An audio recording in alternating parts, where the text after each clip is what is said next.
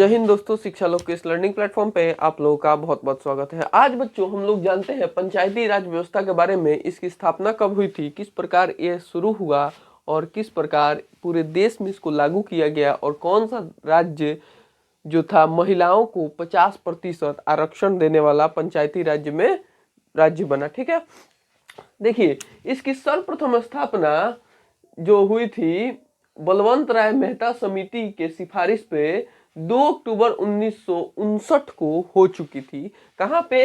राजस्थान के नागौर जिले में। कहाँ हुई थी? 2 अक्टूबर। अच्छा, ये दिन क्यों रखा गया 2 अक्टूबर? यह गांधी जी के जन्म दिवस के अवसर पर रखा गया था। गांधी जी जो थे पंचायती राज व्यवस्था के बहुत ही अधिक जो थे सपोर्टर थे। वो पंचायती राज पूरे देश में चाहते थे।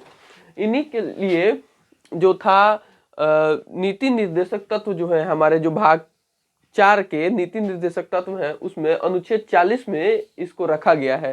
नीति निर्देशक तत्व वो मतलब नियम होते हैं जिसको राज्य अगर चाहे तो लागू कर सकता है, चाहे तो नहीं कर सकता है। कोई जरूरी नहीं रहता। मूल अधिकार की तरह यह जरूरी नहीं है कि यह राज्य को पालन करवाना ही होगा। तो जो 2 अक्टूबर 1959 को उनके जन्म दिवस के अवसर पर राजस्थान के नागौर जिले में इसको प्रथम बार स्थापित किया गया। ठीक है, दूसरा आंध्र प्रदेश में इसको स्थापित किया गया था। ठीक है, दूसरा जो था आंध्र प्रदेश में हुआ था। अब समझते हैं जो ये बलवंत राय मेहता समिति थी, इसने पंचायती स्तर को त्रिस्तरीय रखा। ठीक है, मतलब 3 स्तर पर पंचायती राज व्यवस्था को रखा, जिसमें ग्राम पंचायत जिसका जो प्रमुख था मुखिया था, पंचायत समिति का जो प्रमुख था वो प्रमुख को कहा जाता है यहाँ पे, हमारे यहाँ पे प्रमुख, और जिला परिषद का जो प्रमुख होता है वो जिला परिषद कहलाता है। इसको रखा गया। ठीक है, जो इसको पूर्ण स्तर से देखिए, यहाँ पे तो यह नीति निर्देशक तत्व में था, तो कोई राज्य अगर चाहे तो लागू कर सकता था, ना चाहे तो नहीं कर सकता था।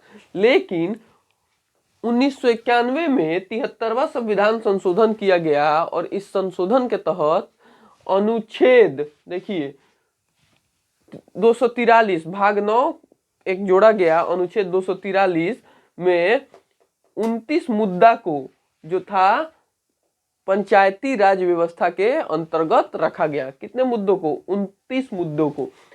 1992 में इसे राज्यसभा तथा लोकसभा से पूर्ण रूप से पारित कर दिया गया और यह लागू पूरे देश में हो गया। तो अब हर देश में जो है पंचायती राज व्यवस्था स्थापित है।